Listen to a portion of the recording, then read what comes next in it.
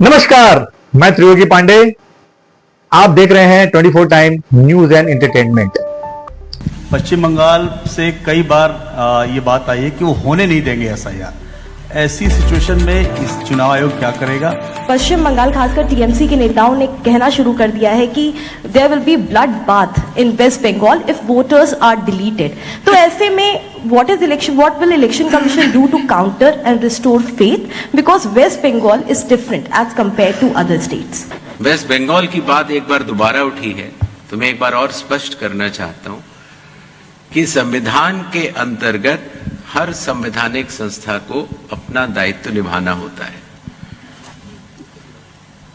Article 324 sub clause 6 के तहत मतदाता सूची तैयार करने के लिए या मतदान कराने के लिए जिन भी चुनावी कर्मियों की आवश्यकता चुनाव आयोग को होगी वो राज्य सरकार मुहैया करा के डेपुटेशन पर देने के लिए बाध्य है।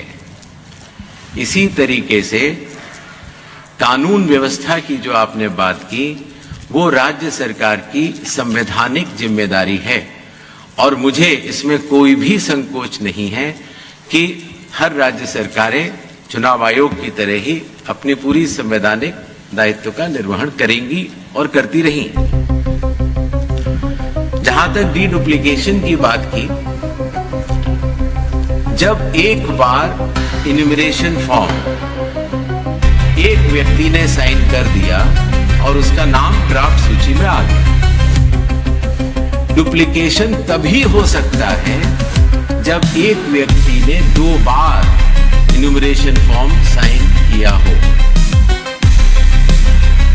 आपके माध्यम से मैं देश के सभी मतदाताओं को यह बतलाना भी चाहता हूं कि हो सकता है कि आपका किसी पुराने जगह वोट अगर बना रह गया हो तो आपके पास घूमते फिरते वो इन्यूमरेशन फॉर्म भी आएगा, लेकिन आपको सिर्फ और सिर्फ एक इन्यूमरेशन फॉर्म पर ही दस्तखत करके जमा कराना है।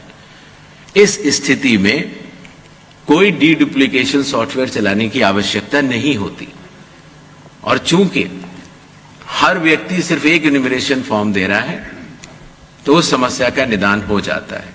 वैसे भी कानूनी तौर से अगर एक से ज्यादा जगह अगर किसी भी व्यक्ति का मतदाता सूची में नाम है तो वो कानूनी अपराध माना जाता है।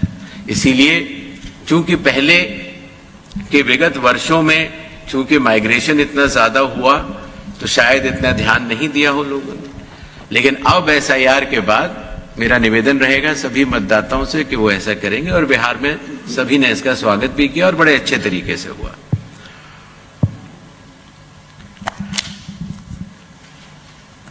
रॉन्गफुल इंक्लूजन ऑफ फॉरेनर्स, कई बार अगर किसी व्यक्ति ने जो कि हमारे देश का नागरिक नहीं है और आने के बाद अगर उसने कुछ कागज बनवा लिए हैं तो आपने नोटिस किया होगा जो हमारी प्रेजेंटेशन थी कि सबसे पहले इन्यूमरेशन फेज में हम ये मिलान करेंगे कि 2002, 3 या 4 में आप या आपके वरिष्ठ जो वंश के लोग थे वो कहां थे।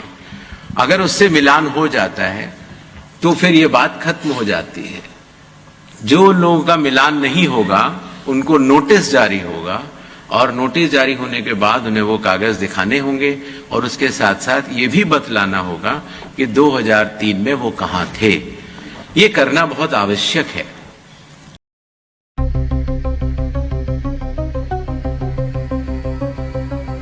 को देखने के लिए बने रहिए 24 टाइम के साथ।